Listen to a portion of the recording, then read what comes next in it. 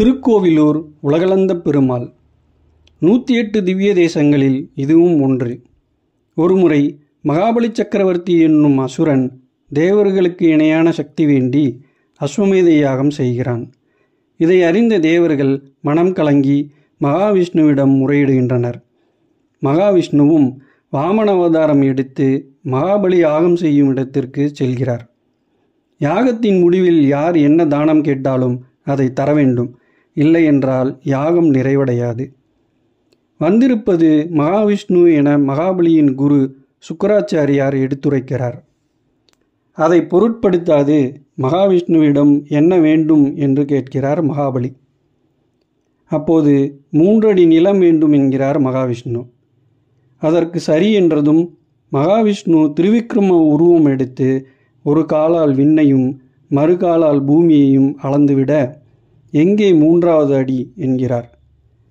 தன் தவறை உணர்ந்த மகாபலி தன் தலைமேல் அந்த 3வது அடியை வையுங்கள் என பணிகிறார். மகாபலி தன் தவறை உணர்ந்ததால் பாதாள உலகத்தை ஆட்சி செய்யுமாறு பணிக்கிறார். மகாவிஷ்ணுவின் இந்த திருவிக்கிரம அவதாரத்தை மிருகண்டு முனிவர் காண விரும்பினார்.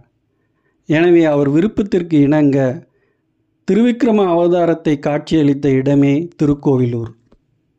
இத்திருத்தலத்தில் மகாவிஷ்ணு தன் சங்கு சக்கரத்தை வழக்கத்திற்கு மாறாக இடம் மாற்றி பிடித்திருப்பார்.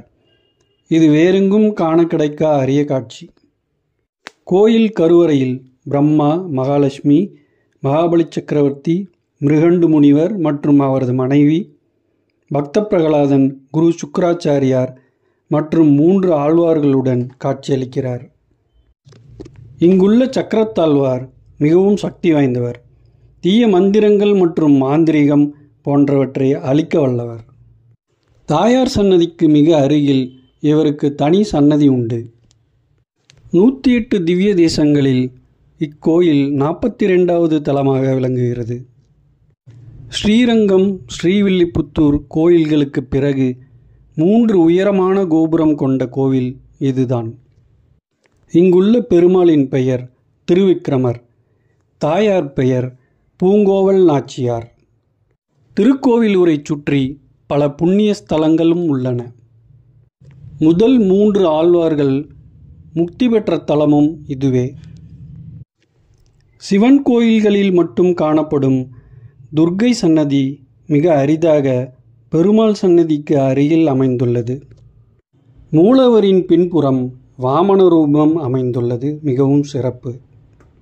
இக்கோவில் கள்ளக்குறிச்சி மாவட்டம் திருக்கோவிலூரில் அமைந்துள்ளது.